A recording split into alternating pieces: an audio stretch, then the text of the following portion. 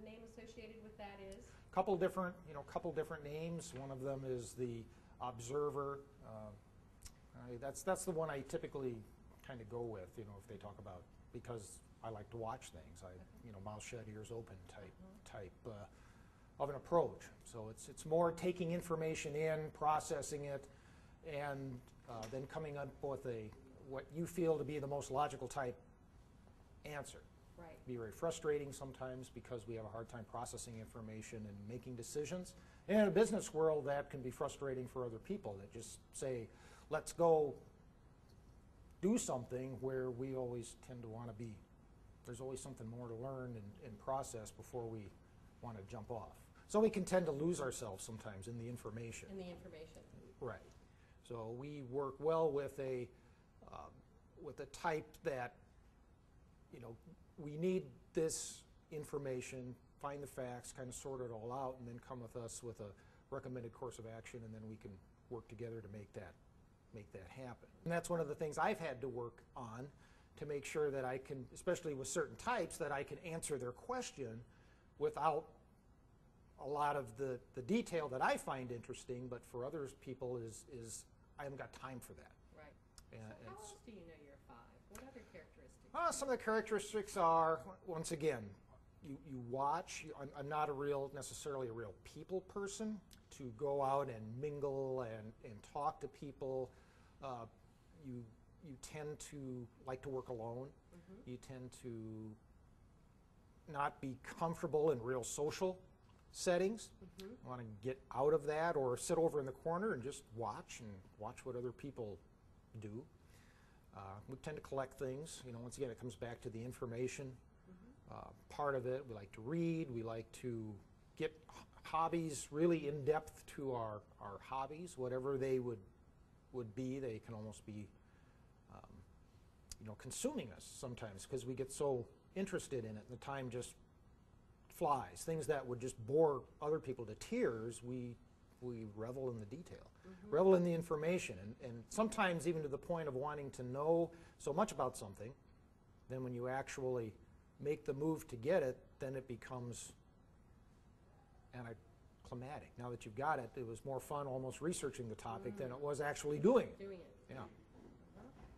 And what about privacy? How important is privacy?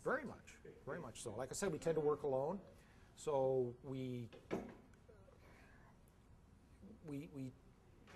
tend to shy away from those things that would put other people in the limelight. Sometimes they'll talk about. I hear other people talking about their technical people, and it says we love them to death, but we don't let them meet the public, mm-hmm. because they are. A lot of us are nerds. What happens when you don't have it? You're a little bit more uncomfortable. It isn't that we can't go there. It's just that we would prefer not to. Mm-hmm. So I know a lot of times my supervisors realize that we need time to process things, and we aren't the type that makes snap decisions. A lot of times we like to go someplace, be alone, think about it, mm-hmm. Just to process, through things. And that's, some people look at that and say that's, you can almost be thought of as being antisocial, like you don't like people, you don't want to be around people. It's not that we don't, dislike people. It's more we want to work with them on our own terms. Mm-hmm. And those terms would be? Basically what we're comfortable with is usually smaller groups, and not being pushed out there to,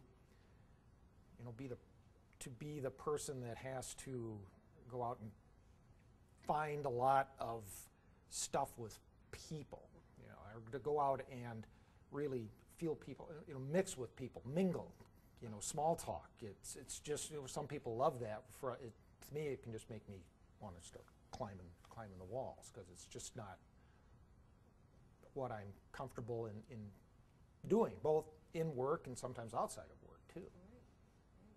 So how has the Enneagram helped your development, helped your personal It helps me understand where different people are coming from, and not everybody thinks like mm-hmm. me. Mm-hmm. It's helped me help other people realize that there are some things I'm just not that good at. Mm-hmm. I've felt that it's helped me to fine-tune my position a little bit better within the company. And other people, because a lot of people think you know everything, and you don't know everything, even though you know a lot, but you don't know everything. Right. And people sometimes assume that they just think you know everything, but you're very strong in certain areas, but not in other things. And in some cases, the person's passion that they have in other areas can even take them, take them farther.